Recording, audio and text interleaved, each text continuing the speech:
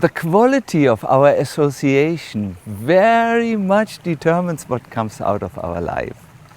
There's association that makes us rise, our spirit comes up, we are inspired and can act from a very good place. And there's other association which seems to drain our energy and pull us down. There's a very interesting wisdom story about the power of spiritual association. It's the story of the two parrots. Once there was a man, when he went to the marketplace, he saw a merchant who had a beautiful green parrot for sale, and he asked the merchant, "What's the price?" The merchant said, "It's a little high because this parrot sings ragas and speaks Sanskrit verses. It's unique." The man was interested, and when he took the parrot home, already on the road, that parrot began to sing, greet other passers-by, and was extremely learned, it seemed, because it spoke in Sanskrit. When the parrot was home, he was just such a good company to keep. One wanted to be around him. The man went a second time to the market. It was 2 weeks gap, and he saw the same merchant who had an almost identical parrot. "What's the price of this parrot?" asked the man, and the merchant told him, "You're gonna, for a few pennies, just give me what you want. I'm happy if you take him away." Already when they were walking on the road, the second parrot began to make noise. Then he spoke in the most foulest of language. He began to hurl abuses to the man, and when they arrived at home, the man only thought, "How can I get rid of this rascal?" But he was now very interested to find out the difference. He went to the merchant and said, "They look the same, but they are so different." The merchant said, "Yes, the first stayed in an ashram, where monks were reciting the holy scriptures and singing hymns. The second was given to me by the police after they raided a place where gangsters stayed." I think the point is very clear. Association gives us information, but there's something much, much more valuable. It gives us inspiration as well.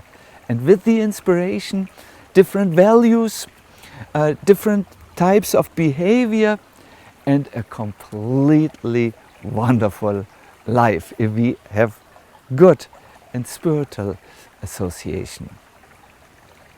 I still remember when I visited Dharamshala in the Himalayan mountains.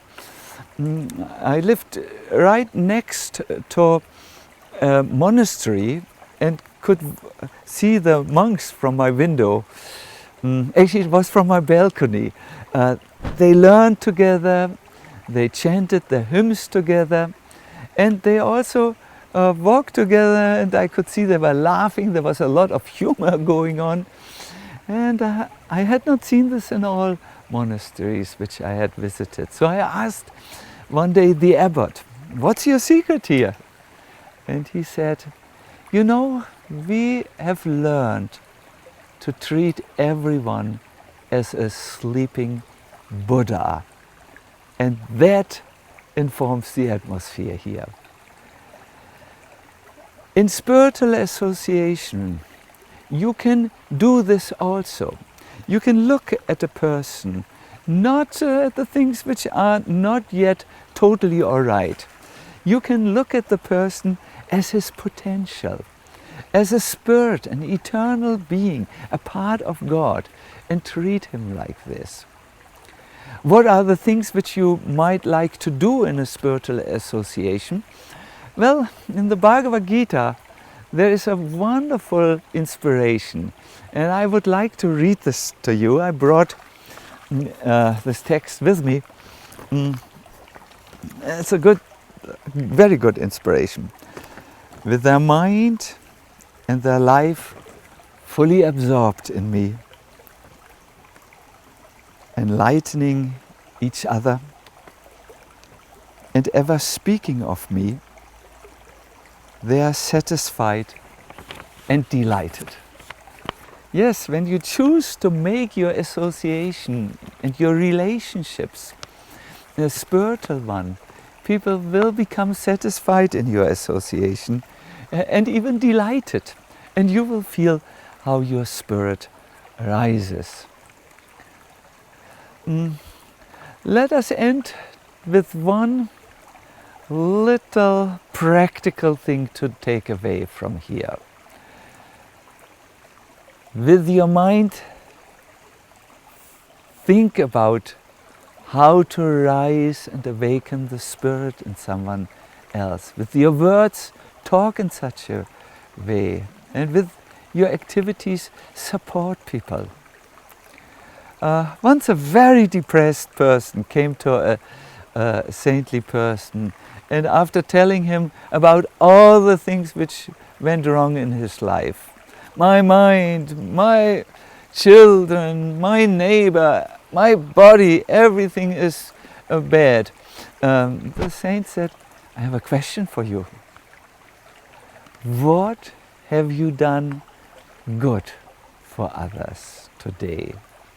The man said, why? I need help. I can't help. I'm in a very bad situation in my life.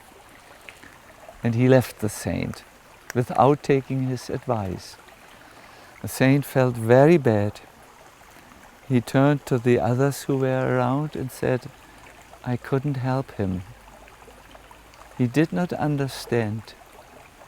If you support others, God supports you. It's a universal law. By making your association and your relationships supportive, by raising the energy, first with your mind, thinking when you look at someone, thinking of them as spirits which need to rise, and by your words you enlighten each other, you share something which is uplifting, and finally by your activities, then wow, the spiritual association will unfold its magic.